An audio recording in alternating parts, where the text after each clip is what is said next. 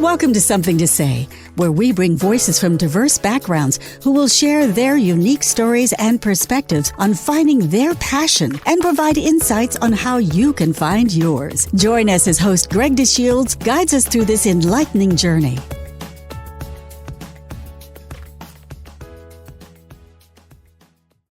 Welcome to Something to Say podcasts, a unique platform that amplifies the voices of individuals from various backgrounds, sharing their passions.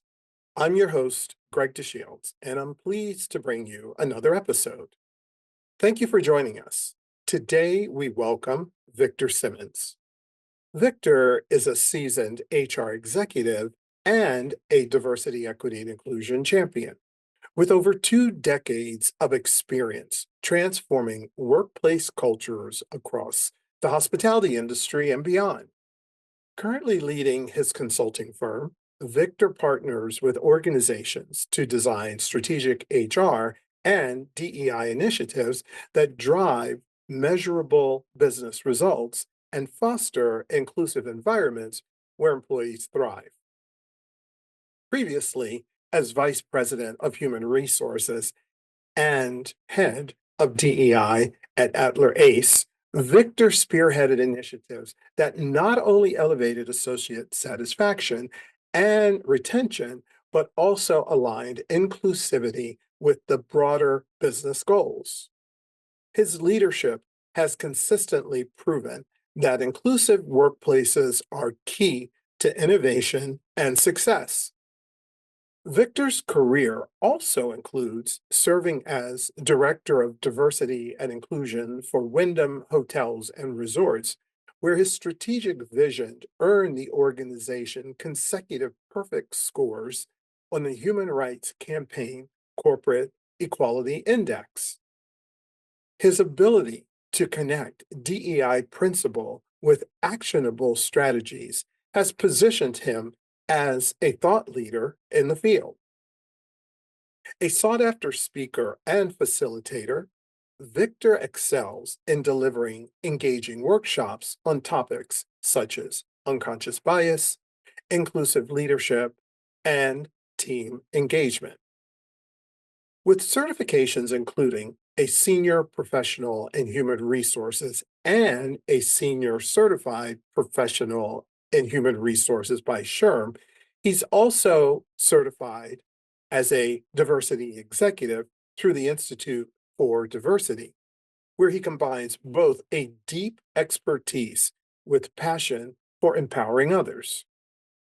Victor's journey reflects his commitment to helping organizations and individuals navigate change, embrace inclusivity, and achieve sustainable growth. Welcome, Victor. So, Victor, it has been such a long time for us to be able to sit down and chat. I am thrilled that you are going to do this. So, thank you so much. My pleasure, Greg. Thanks for having me. I gotta tell you, I am just so happy to be here. I am blushing that you selected me to talk to. So thank you so much. Actually, I wanted to interview you because I wanted to have, once again, another look at all those great paintings and photos that are in the background. Yeah, thank you. I don't know if I told you, but this is sort of an ode to my dad, which uh, we will probably mention him at some point. This Very is cool. sort of an Very cool. honor to him. Well, I'm anxious to dive into our conversation today. And from your perspective, it's everything that I think is either HR, DEI, or organizational transformational activity. And I know you've been heavily involved with that. So I thank you so much for joining us. And I'm looking forward to a very educational conversation today. So am I. So am I. I can't wait. Let's do it. So I know that you're a really busy person, constantly networking, without any doubt, connecting with a variety of different business leaders and conducting presentations, which you have done a lot of presentations. But I think most people just want to know you. So here at Something to Say, what we really like to do is to engage in a few get to know you questions. It's just a way for our audience to get to know you a little bit different from the perspective of the conversation that we're going to have.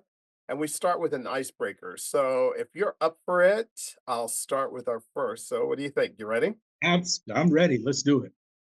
So, what is your favorite childhood memory?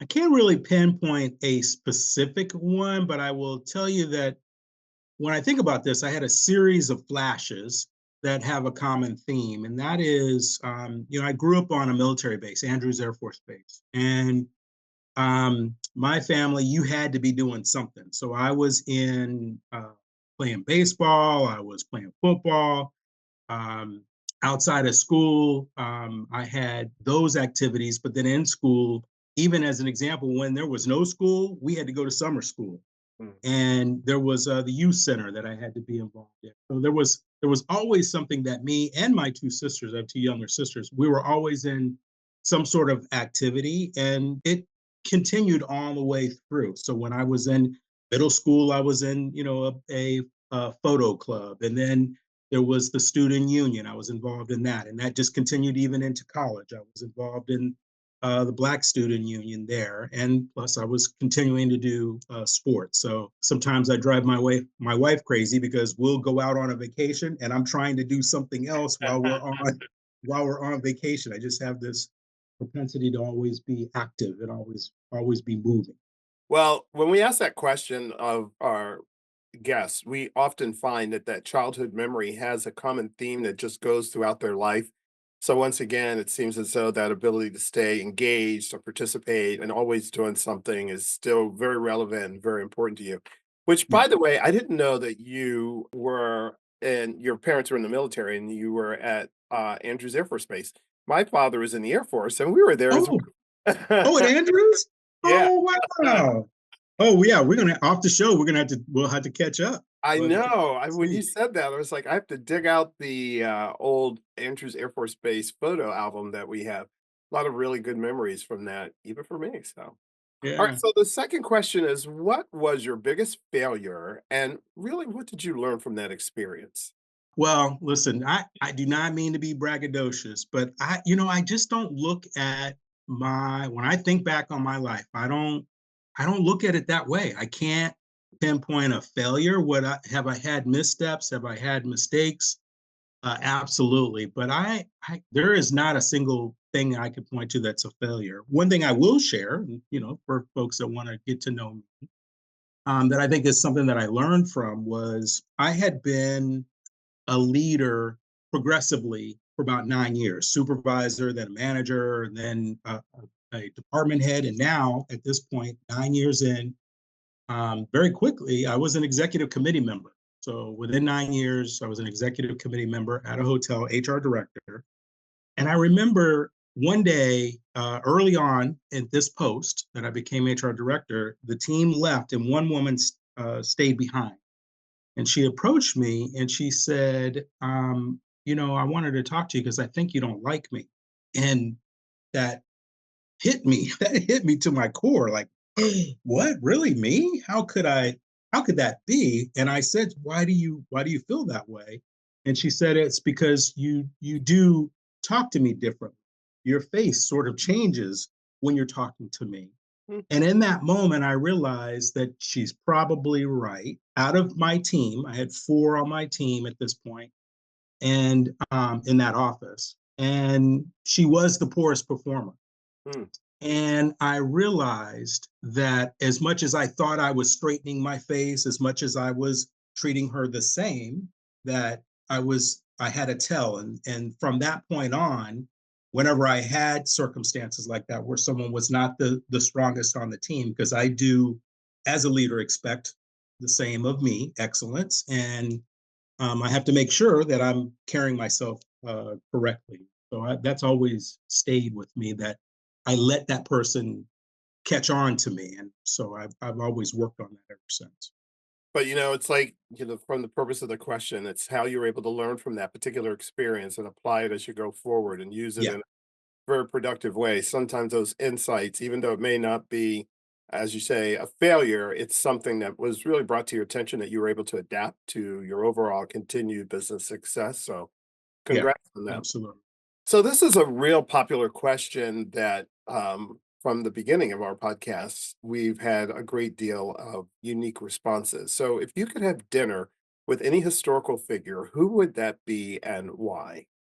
I've had this before, and usually it's Martin Luther King, but it's Black History Month, and I don't want to be talking about Martin Luther King, great person, and he is one I would like to have dinner with. But in preparation for this, I talked to my assistant Chad about this, and I said, if I get this question, help me think about this. And told Chad, based on what you know about me, we had been working together for about the last 6 months. And I said, give me three. And Brayard Rustin came up, was number one. Hmm. Number two was Maggie Lena Walker. And number three was Fred Korematsu. So Fred Korematsu was one of the folks that was really fighting against the Japanese internment. Mhm. And I think that's so fitting with what's going on right now. And certainly with Brayard, which has a show, there's a show on him in Netflix that I haven't seen yet. So I didn't want to pick those two, but I do want to give them an honorable mention. But I wanted to talk about Maggie Walker because she came up during the late or mid 1800s, 1860 something to 1930s. Mhm. And she was a school teacher in Richmond, Virginia, the former capital of the Confederate States. Hmm. And she's a Black school teacher. She gets married, and now, because she's married, the laws on the books at that time, you couldn't continue to be a school teacher. You couldn't work. No woman could work no married woman could work. Mhm. And at the same time, she was working with an association. She was studying to be an accountant. And she goes on to end up building a bank Hmm. in the early 1900s. She becomes president of this bank. She goes on to have these Black-owned businesses that she's helping through her bank. And she also is out there fighting, because this is during Jim Crow. So she is out there fighting against Jim Crow. She's leading well before Rosa Parks. She's out there doing these boycotts of the cable cars that are going on because you couldn't, Black folks couldn't sit up front. And so she was one of the ones leading the boycotts back then, like 50 years before Rosa Parks. So I just thought someone that is out there fighting for the community, building economics for the community is something that I thought is worth mentioning on the show. Somebody that is a champion for me. Well, I've been trying to absorb as much insights on Black history as I can during the course of this month. And um, is it Maggie Walker? Maggie Lena Walker. She actually appeared in my feed yesterday, Oh, my Facebook feed, and it was pretty amazing because it's like this is the person before Rosa Parks, which was pretty yeah, yeah. eye-opening for me. I should also say Rustin was also cited for this question 2 episodes ago on our podcast, and I will Very tell cool. you that if you haven't seen the story on Netflix, you certainly should. It's an amazing interpretation of what took place inside the internal workings of the civil rights movement and the Yeah, role that he played. I mean, he really was the architect of the March on Washington, and it's just an absolutely uplifting story with insights of personas that you had absolutely no idea. So yeah, yeah, yeah, all yeah. really good picks for Black Right. history. You certainly get a big plus for that. So Thank you. um, so let's talk a little bit more about you. I'm curious in finding out how big is your inner circle? I have what I call a board of directors, and I have 5 permanent seats, which are comprised of my wife, very close for 20 plus, 25 plus year friends, and former bosses of mine are in these 5 seats. And then sometimes it'll grow to maybe 8 or 9 of what I call subject matter experts that I will call in from time to time. But these 5 core folks are folks very obviously very, very close to me and that I usually tend to bounce things off of. I have a tendency to do a lot of out of the box thinking, out of the box ideas, and so I like to use them to sort of hear me out. Most of the time, I will hear all of their, I'll learn something else and add to that idea and then bring it to fruition. Well, I've certainly found as we ask this question that for most, as certainly as they get further along in their career, it gets smaller and smaller and smaller, you know. Yeah. That trusted group of people who will certainly let you know when you're doing something right and when you're doing something wrong. And it's always a great group to be able to connect with, especially as you're kind of exploring new ideas and new creation. So we'll talk a lot more about that as we get a little bit further. So I'm sure you're probably going to give us a little more insight around the photos, but the next question is, who has had the most influence in your life? Yeah. You can see them in there, but they are right behind me. They're over my left shoulder. Uh-huh. Is first I would there's two. It would be my grandfather and then my father. My grandfather, Willie Fate Simmons, was someone who worked, he was in the Navy for 30 plus years. He worked at I think it was the Hilton Hotel in Akron, Ohio. He was the maitre d' in the executive lounge at Firestone Tires, all 30 years. He worked all three of these for 30 plus years. And then when he retired from that, he went on to run his own catering business. And this is from less than a high school diploma. He did not graduate from high school. And he was able to have a very successful catering business. And I've always seen that entrepreneurial spirit that I got from him and being your own man. And then just the kindness that he showed. He never, he never had anybody on his bad side. He just loved everybody. He was always sort of the center of attention. And just, he would say, what's the saying about you can get more with honey than you can with vinegar. And Mhm. so that was the kind of person he was. And then his son, my father, Lee F. Simmons, he was talking about Andrews Air Force Base. He was the first Black steward on Air Force One, starting Wow. with the Johnson administration Uh-huh. up through Ford. And then when Ford lost the reelection, my dad was on the team that was transitioning him into civil service, where he was putting his office together next to his residence in Palm Mhm. Springs, California. And Ford approached my dad and asked him to retire from the Air Force and come work for him as a staff assistant. And through all of that, as a young man growing up in this household, a military guy Mhm. and mom, we did not get along. He was on me all the time. I hated him. And he was just always on me, always on me. But then once I was out on my own, all of these epiphanies came that I realized, oh, that's why he told me I need to clean up my room, because I had friends that came by the house and the house was in order. And I was like, oh, that's why he was telling me to do that. Or moments at work. And I had all these epiphanies, and he became my hero. And so I owe all of my success in life and particularly in work is because of the things that I saw him do and the things that Mhm. he ingrained in me. I owe it all to Lee F. Simmons. Well, I think it certainly is a fitting tribute to have pictures of your family over your shoulder when you're conducting business, just to kind of remind you to continue to move things forward in a positive way and to know that they're looking over your shoulder as you make a lot of decisions and do a lot of the things that you do. And that whole idea of being part of a military family, let me tell you, it is a whole different world to be brought up in that. It was always no, sir, or yes, ma'am. Yeah. It's really very much ingrained in you, but I think that discipline is without any doubt a big contributor to individual success.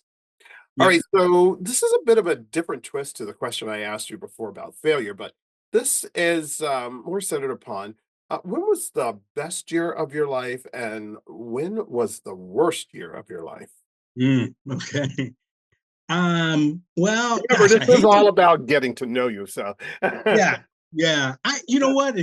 I don't. I hate to be. I can't put a year on it, but what I will say is I've had so many successes. And early on, I was on a team, that a football team that won the state championship. And it was like right out of the movies. We won in the final seconds. And from there on, probably why failure, I just don't, that's not even in my vocabulary, because we just kept winning against all odds. And from there, I had early on, shouldn't have been doing this, but I had kids when I was a teenager. I was 19 and starting to have kids. But when they said it's a boy, that was a phenomenal moment in my life. And then my next child was a girl. So I had a boy and a girl. That was another phenomenal moment. And then my wife did not want to have or my wife wanted to have another kid, and I didn't. Mm. And the reason I didn't was because I grew up as the oldest. I had two sisters, as I mentioned. And as the oldest, even if my girl screwed up, my sister screwed up, I would get in trouble. And I was the one that had to, be responsible and all that stuff. I didn't want that for my firstborn, Victor Jr.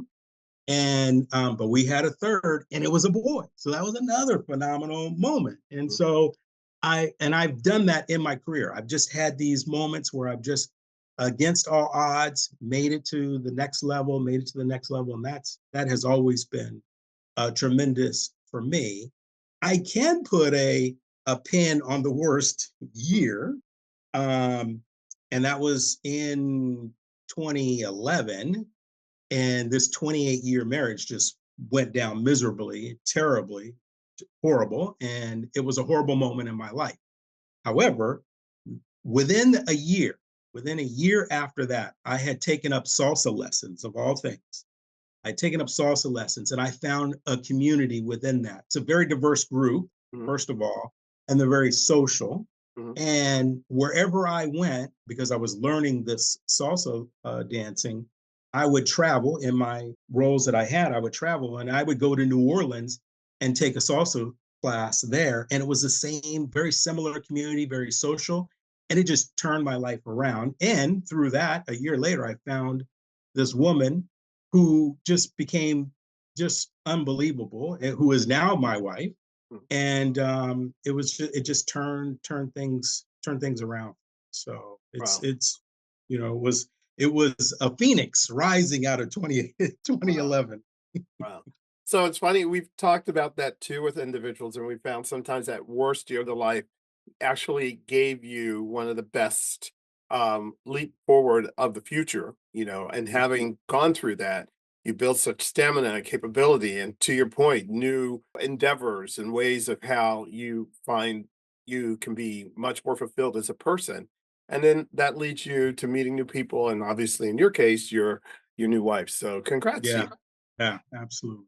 All right, Absolutely. so let's kind of begin to work our way into some of the more heavy-hitting conversation. So I know from an HR and DEI, as well as an organizational transformational perspective, you've got a lot of points of view, but we want to maybe capsulize it into three separate questions to get some of your thoughts. So right now, what are some of the most significant trends you're seeing or developments that are taking place right now?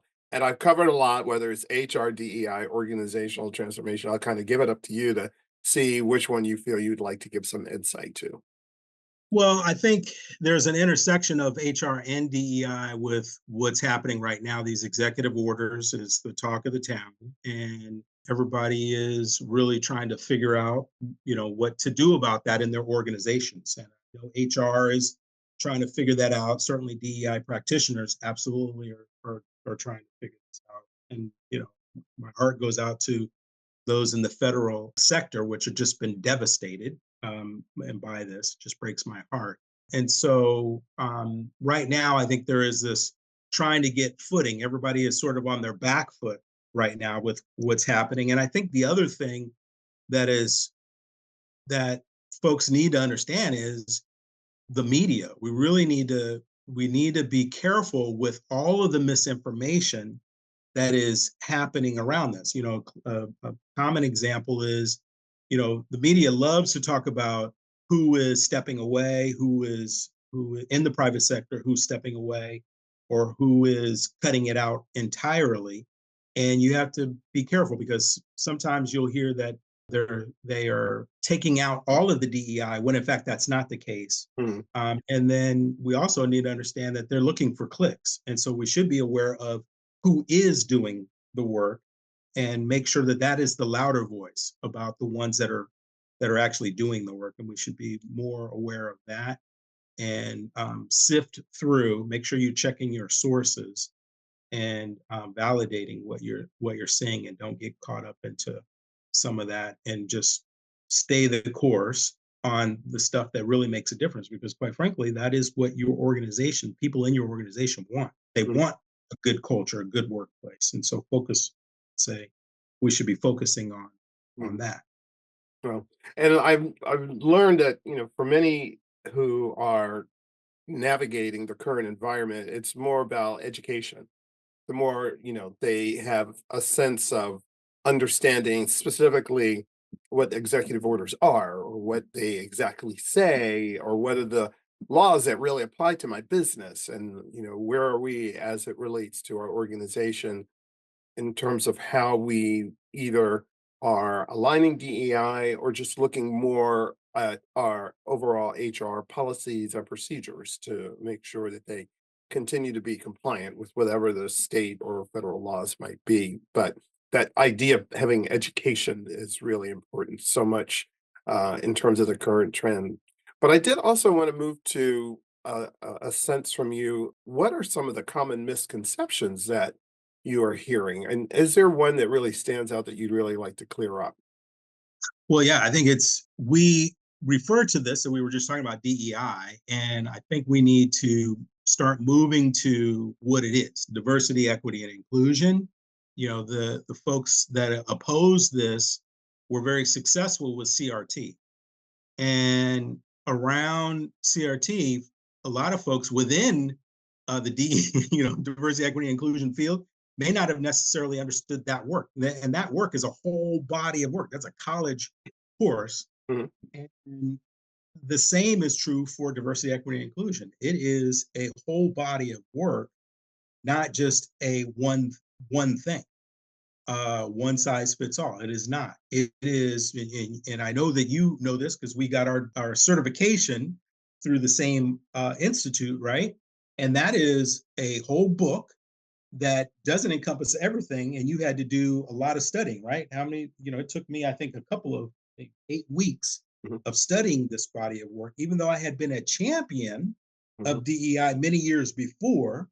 I had to study this work in order to go through this. What was it, 2 hours or 3 hours of an exam that you take to get your certification? So it is not just a thing. It is a whole body of levers and pulleys and philosophies and lines of thought that put together treating people with empathy and compassion and allowing opportunities for people in the workplace. And it takes a lot of different things to happen in order for that to be successful. Mhm. So I'm it so is not glad you pointed that out. I think that misconception of the oversimplification of DEI is something that, as you pointed out, needs to be cleared up, because it is, without a doubt, a body of work that encompasses, everything from a philosophical understanding of who we are, how we psychologically, how we operate as people, understanding the various methodologies to do adequate assessment. I mean, there's a lot more to it than the way that it perhaps is portrayed as being something that is much more subjective.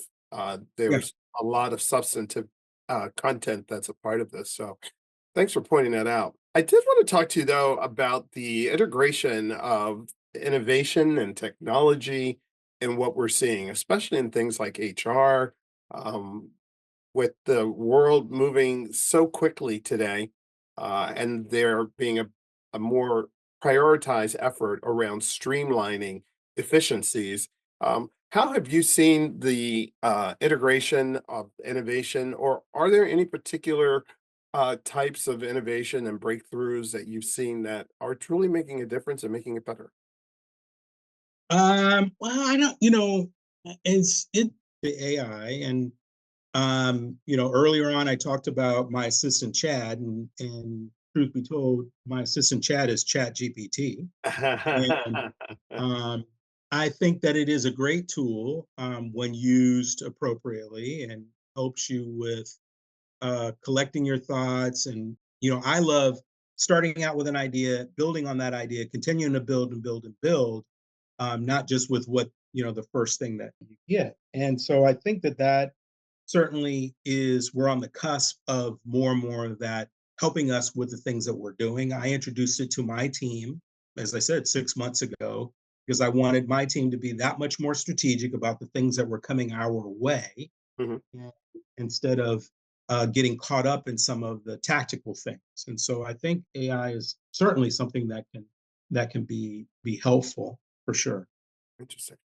So I want to dive a little bit deeper. We've talked about diversity, equity, and inclusion, but what would you say right now are the top priorities of DEI today?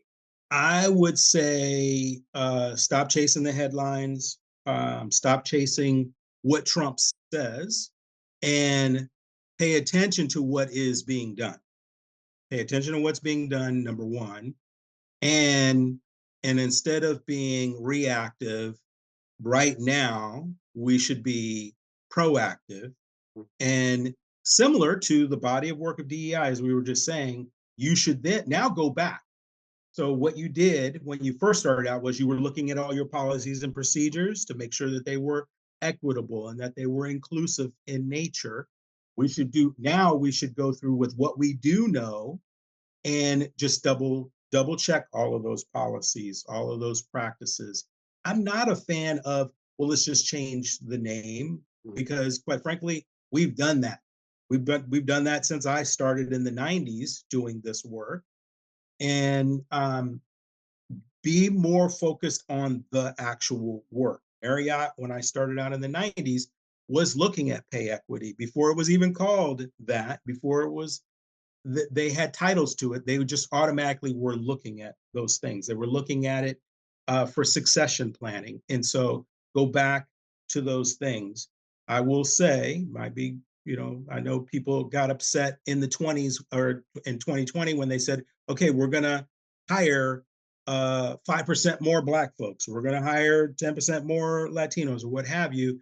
Well, that was window dressing to begin with anyway, right? What you need to be focused on is the work that does help that for everyone, and that we Mhm. should be making sure we're doing those Mhm. things. Mm. One group shared with me that amongst the top priorities for DEI today is that it has to be for everyone. And you did point that out. You just stated that, and I think it's important to reemphasize to everyone that it is meant to advance like opportunities and access for everyone, whoever works within an organization. Yeah, should always be that. I will just say, yeah, quick story. I always did that, and you have to keep that paramount. That always has to be sort of your battle cry when you do that. Mm. So, as a follow up to that, can an organization today launch a DEI program? And if so, like, how would they do it? I would say the answer is yes. Yeah, you could launch one today, as long as you're not in the government. Mhm. And so we're just talking private sector. Even there's a challenge. Let's say you're a private sector, but you're a government contractor. Mm. Now you have to be mindful of that. To me, the mechanics are still the same. The mechanics are, first, you need to make sure that your senior leadership is on board. If your senior leadership is on board, you are going to be wasting your time. You're going to keep running into a brick wall. So you need to make sure that senior leadership is on board. Quite frankly, if they're not, I'm I'm sorry to keep it real, but that might not be the right organization for you. So if you're in an organization that and the senior leadership wants to make sure that this is an inclusive place for all, then you need to start a communications campaign to make sure that their leaders, the senior leaders, and the middle leaders are all on the same page. Mhm. And then you start that same process that you would have done, the fundamentals. Look at your policies, look at your practices, and see where the issues are. Then you do an assessment. Then you do another communications campaign around the work that you're doing. You have to be transparent. You have to be humble and go through those same steps, and then start making sure that the things that you have in place are make sense and are in alignment. Make sure that they're tied to your company values and the pillars of your company. Make sure that they are tied to that, and most importantly, that they are tied to your business outcomes. What are the business outcomes you want? And if your programming that you're putting in, your policies that you're putting in, they all have to be in alignment with getting you to whatever it is that your business is trying to do. And if you do that, you'll be in good shape. This next question is one that I really wanted to ask you, because as we kind of look prior to, let's say, 2021 or 2020, so much of the discussion was really around that multi-generational workforce. And I know that organizational transformation is a big part of the work that you've done. So the question I have for you, kind of looking at where we are today, moving through integrating DEI and some of the challenges we've had, and maybe some of the repositioning of it, still thinking about this idea of a multi-generational workforce and how leaders are really able to manage their organizations. How can they be better at now managing a multi-generational workforce, given what we've probably experienced over the last 7 or 8 years? Well, at the very beginning, multi-generational. So there are like five, soon to be soon to be a new generation coming in. There are basically five generations in the workforce today. All have different things that occurred in their life that generally speaking guide the way they take in information, the way they handle information that's coming their way, and the way they see things. And you have to provide an inclusive environment to accept that, and to be able to speak that language amongst all five of those generations to get everybody going in the same direction. Mm. And with your largest part of the workforce, which is Gen Z, and the younger millennials is the largest part of the current workforce right now, which is the most diverse group, the most understanding of a lot of the hot topics that are happening right now, particularly in the LGBTQ community. And so, if that is the largest part of your workforce, then that's who we should be listening to Mhm. and guiding our efforts towards that group, which again is the most diverse, most progressive. And so, we should be making sure that we're implementing things and doing things that speak to that group. Mhm. And at the same time, though, you can't leave behind the other generations that are not understanding of that. And you have to, again, make sure that you're being transparent and communicative of this in the same message that we're doing this because this is good for making sure everybody's driving towards what our business goal is. Mhm. And so you always have to tie it, I think, back to what your virtues are, what your mission is, and what are your business outcomes. And I think you can usually get, and that has what has been successful for me Mhm. since the 90s to up until just last year. Well, I enjoyed being able to have that conversation about the multi-generational workforce, because for so much of, I would say, the early 2020s, the conversation was around, with this multi-generational workforce, how are we prepared to absorb, a variety of different points of view and different perspectives? And then things clearly shifted as we put our priorities about being more inclusive. But I think here we are still today with that same multi-generational workforce, Yeah. maybe get even another workforce that's coming in. So I thank you for sharing that, which just adds another layer of complexity for leaders. Yeah. It takes me to the last question. So, looking ahead, how will annual reports look for 2026? And there's so much shifting of changing and priorities. Like, what do you think the annual reports are going to look like?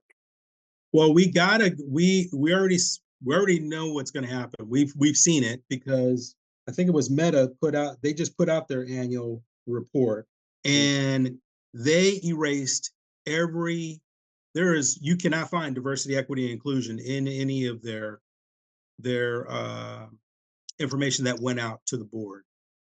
And so I think we are going to see more of that happening, just those being erased. You're seeing it now. The administration is going to go. It has gone to the DOJ, Department of Justice, to go after private sector. So I think folks are scanning any of their websites and any of their material that they're putting out and removing that from any of their material. So I think we're already seeing it happening right now this year.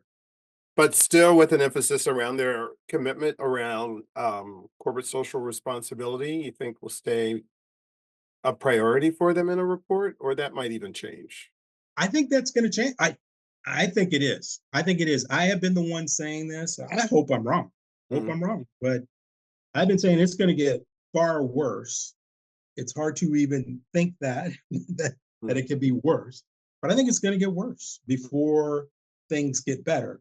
And so, yeah, I think that is going to happen unless we start pushing back now, and similar to the social outcry that occurred in 2020, when everybody was in the street asking for change. We have to do that right now. If we don't do that right now, I think more and more are just going to fold, as we're seeing, and it gets scrubbed. Not to say that there may not be the work still being done quietly, but I think you are going to see those things change. Anything that has to do with, even though it's not quotas, as far as the organizations that I've worked for, which are Fortune 500 companies, we never had any quotas, but that's what, folks lead you to believe is happening. So even in an affinity business group or employee resource group, you're seeing those going away as well, because it is saying that we're recognizing this group of people. And unfortunately, there are companies that are folding to that and shutting those down. Meta, as an example, I know for a fact, talked to a leader in there, and they've ripped out all of their folks. They left the ERGs in place, but how are they going to flourish if there isn't anybody partnering with them, helping them, and keeping them sustained? And that is gonna fall away. And there are other companies that entirely have said we're not doing that anymore. And so, yes, I think there's going to be quite a big difference. Well, you certainly have a lot to say on that particular subject. Yay, thank you. I knew you would. But our podcast is entitled Something to Say. So we like to kind of begin to wrap up the conversation today, asking you our favorite question. So what do you have to say?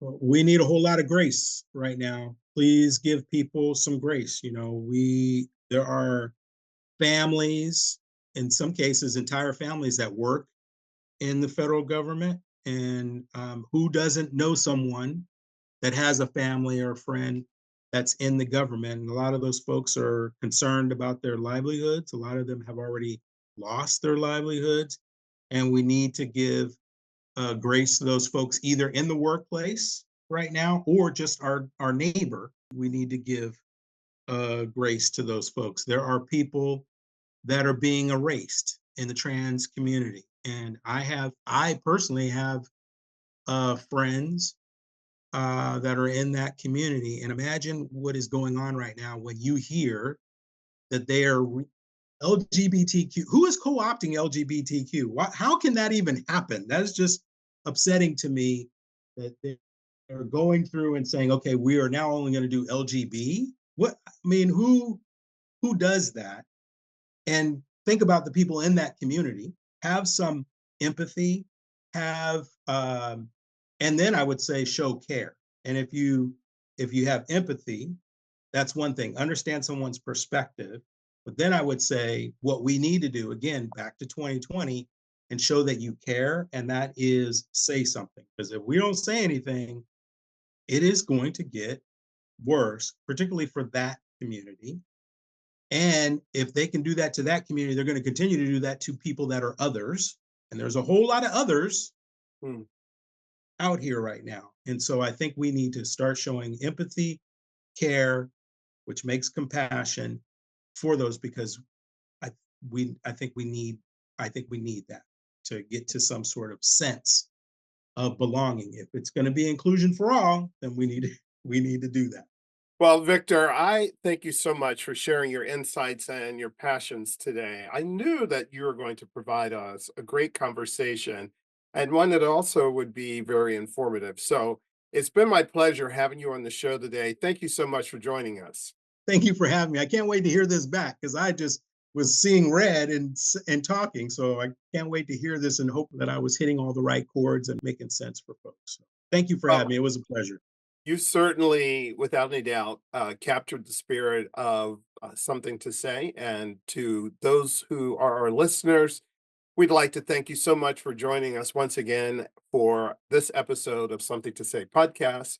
We encourage you to stay tuned for conversations with voices of individuals from various backgrounds sharing their passions. So until next time, this is Gregdeshields signing off.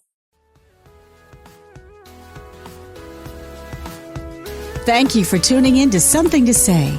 We trust you found some valuable insights and takeaways that can help you find your passion. Don't miss out on future episodes. Please subscribe, rate, and review us on your preferred platform. We value your feedback and suggestions, so let us know how we can serve you better. Keep the conversation going and stay inspired until we meet again. Take care and happy listening.